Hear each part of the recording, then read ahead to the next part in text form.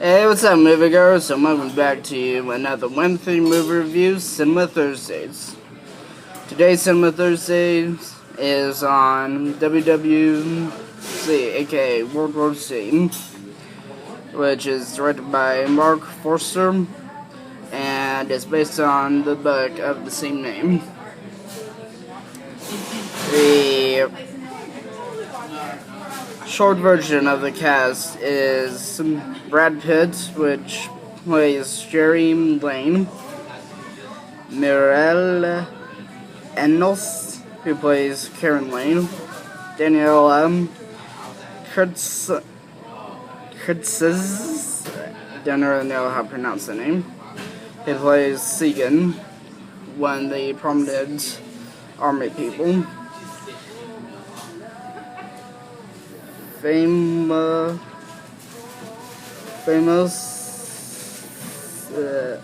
can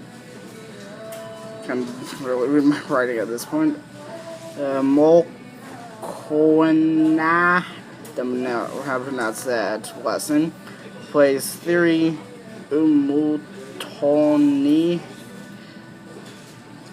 which is the Brad Pitt's character's contact him in the army and recruits him for helping with the zombie epidemic. The film centers around Brad Pitt's character as one day after a lot of news bulletins about a virus spreading and a lot of other stuff happening, he is on the road with his family. And when there's a major outrun of zombies, which at that point in the movie they aren't really known as to be zombies, but after getting out of town, he is brought in after having to rough a night out with the zombies closing in on him before it can be taken to a army base on a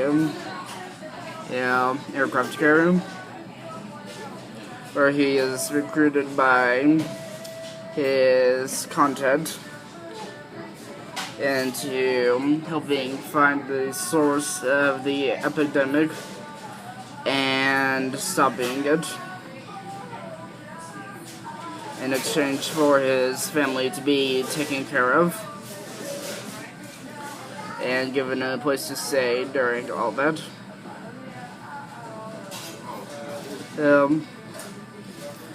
The story shifts around multiple places. I'm not sure if the shooting of the film during which places is actually done at the places, but famous places that are shown in those supposedly shown in the film are like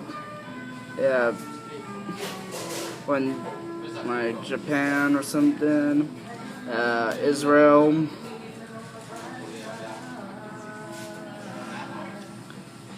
etc.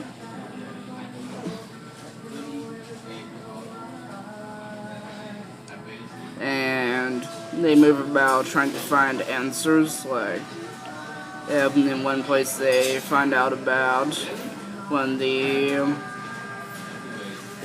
first groups to get infected by the zombies. They find out about how people knew ahead of time how to protect their city from being overrun by zombies. Which is due to a 10th man type strategy where the 10th men always takes the crazy there is what would happen. And also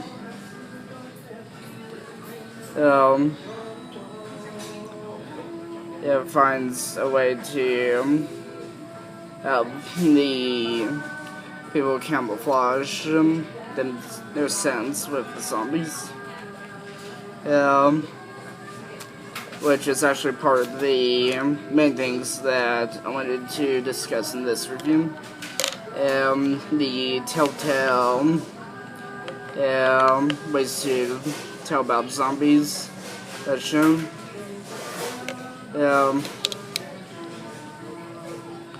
As I said earlier, masking. One of the things that you see in other zombie things that is in this is about humans masking their scents to make the dead believe that they're part of them. Which, unlike in Walking Dead, for instance, where they use guts from dead corpses left behind by the zombies, and they use deadly pathogens to help mask their scents, to make them smell disease.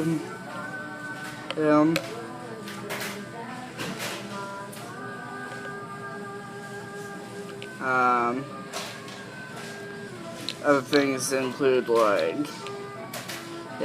mindless attacks,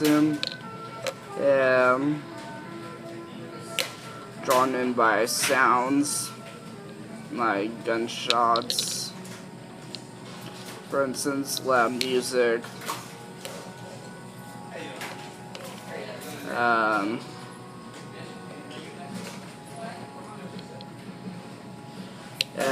the way that they change, like scratches, bites,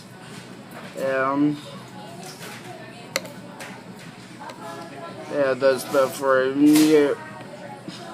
were explored enough to the point that you have the undead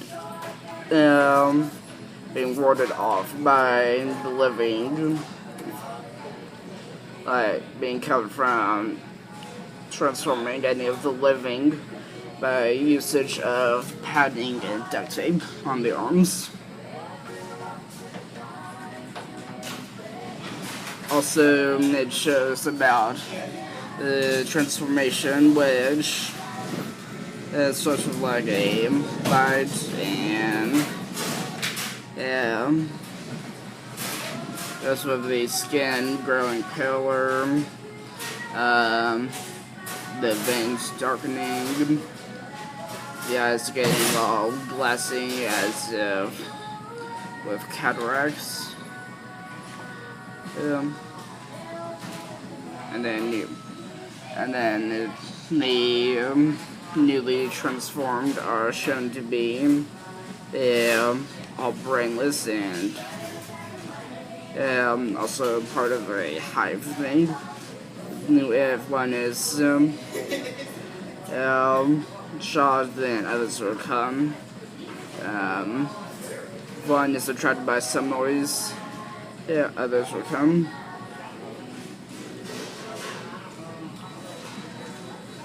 And in this sense, the movie also explores about the worst scenario type things, like on how to draw zombies' attention.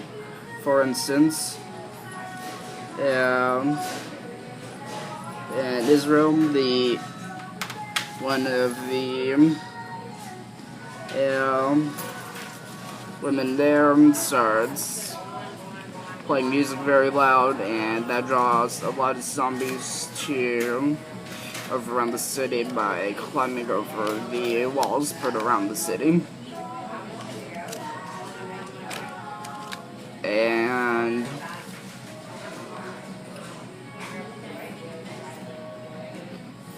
Also, a phone goes off, bringing the dead onto their tail. Because of being drawn by the ringing. But as you can see, the telltale signs that are seen in many things from Walking Dead to other zombie mythology-based stuff is clearly seen throughout this movie, and that shows a good research on by either the writer of the book. I haven't read the book myself at this point, but if the same signs were shown in there, then it'd be like mimicking showing which signs it was put in by the writer. But there was good research on whoever's part. Though, as far to the ending, I would say that they need to get a sequel out, like a part 2, as it were, out within a couple of years maybe, because the movie actually stops with after they were able to buy some time due to getting people inoculated with some diseases to help them blend in scent-wise with the zombies. So I would say they need to get a part 2 out, show what happens within that time that they bought themselves at the end of this film.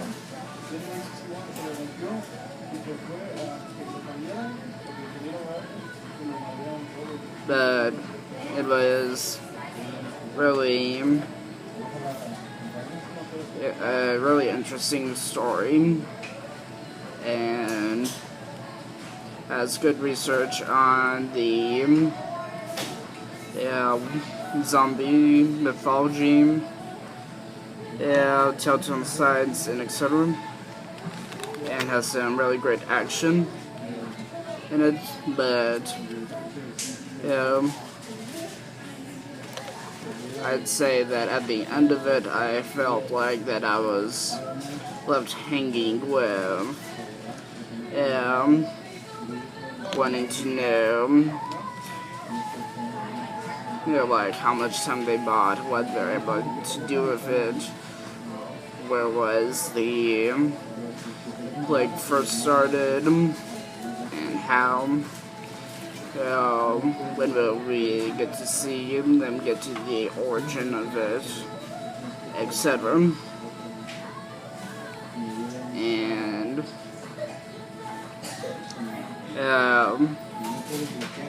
I just am hoping that they bring out a part 2 to it, and maybe be able to continue it off into if there's any way to make it a series.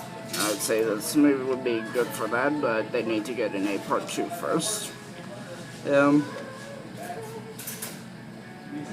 But due to all this, on a scale of 1 star being poor and 5 stars being excellent, I'll have to give this movie a solid 5-star rating.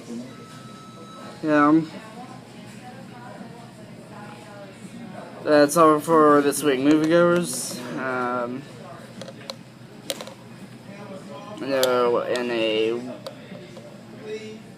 Either next week or the week after, I'll be out of town, so there'll be no reviews during that time.